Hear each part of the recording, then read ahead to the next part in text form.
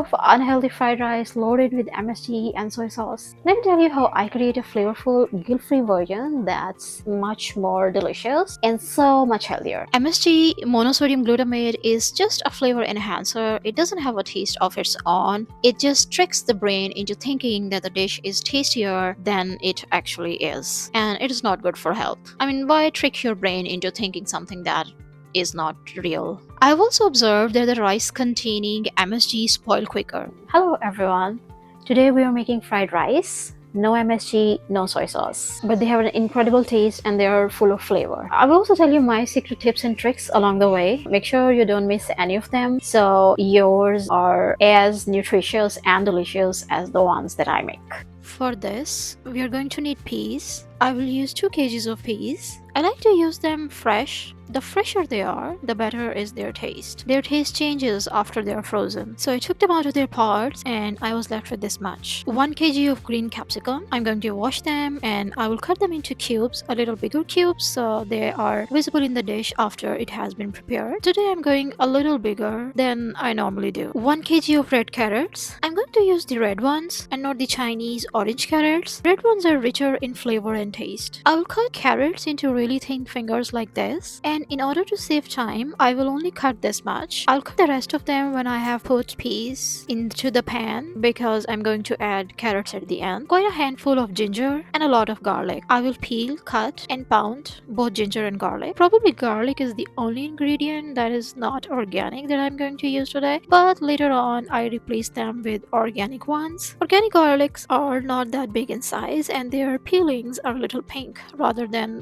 white as was the case with this one. And also when I was pounding them, I noticed that this big garlic was turning into really white paste and it didn't feel right to me, so I just replaced all of them with organic garlic. You also need 1 big or 2 small sized onions. I'll cut onions into rings, add my boiled olive oil into it and let the onions turn pink. Once the onions turn pink, it's time to add ginger and garlic paste in it. Garlic and ginger are one of the ingredients to give the dish that authentic Chinese taste without MSG. I actually didn't add all the olive oil at once because if I added all of it, the garlic and ginger paste will absorb it and then I will have to add a lot of oil. So I will let them cook a little bit and then add the rest of the olive oil. I will let them cook until their heat is a little suppressed. You also need 6 to 8 organic eggs. Now it's time to add salt into it. Now I will add 4 to 5 eggs at this point and I will save the rest of them later on. Eggs are another main component to give it that Chinese taste without the chemical stuff. So I will use some of them to give the dish that authentic Chinese taste and we'll save rest of them so I can add them later on in a way that they are chunky and we can chew on them. Now I will add a little bit of black pepper and I'm going to use whole black pepper because I will grind them fresh. I do not add all the black pepper at this stage. I will only add a little bit so that our vegetables can absorb its flavor, and the reason I do not add all of black pepper at this stage is because the more we cook black pepper, it loses its spice and flavor and heat and probably nutrition as well. So I will add the rest of the black pepper almost at the end. Now I will wash peas and add them into the dish. I want peas to lose their sweetness and I will cook them until they are tender, and I will also make sure that they do not get mushy and they keep their texture. I will cook the peas until they are half cooked or at least their skin starts to wrinkle. Then I will add capsicum into it. Capsicum is another main ingredient to give it that authentic fried rice taste in a natural way. I will cook capsicum in a way that it keeps its crunch but is also tender. After cooking the capsicums a little bit,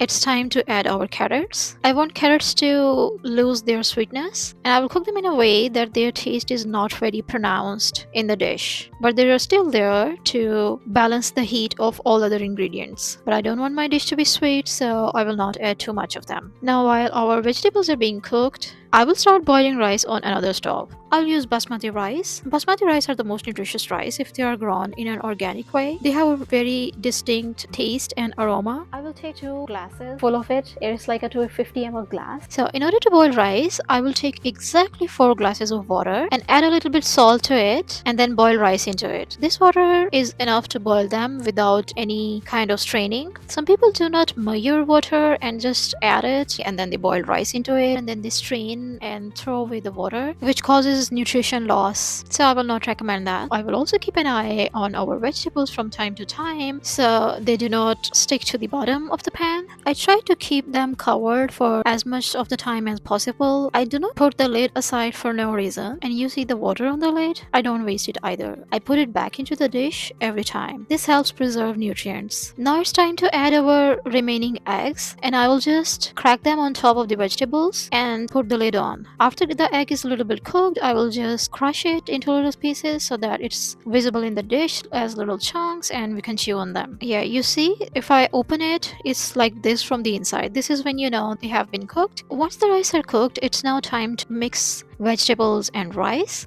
So what I do is either I take half of the vegetables in another pot and then put one layer of rice and another layer of vegetable and then another layer of rice on top of it and then mix them. Or in order to save time, like today, I'll just put all of the rice on top of the vegetables and will mix them. And while mixing them, I will mix it like this, using the spoon in this direction so our rice do not break. Using the edge of the spoon, our rice and vegetables are already cooked. So now while mixing them, I have turned a very low flame underneath them so they are equally warm, and I will also close the lid for like a couple minutes. Nutritious and delicious fried rice are ready without any chemical stuff.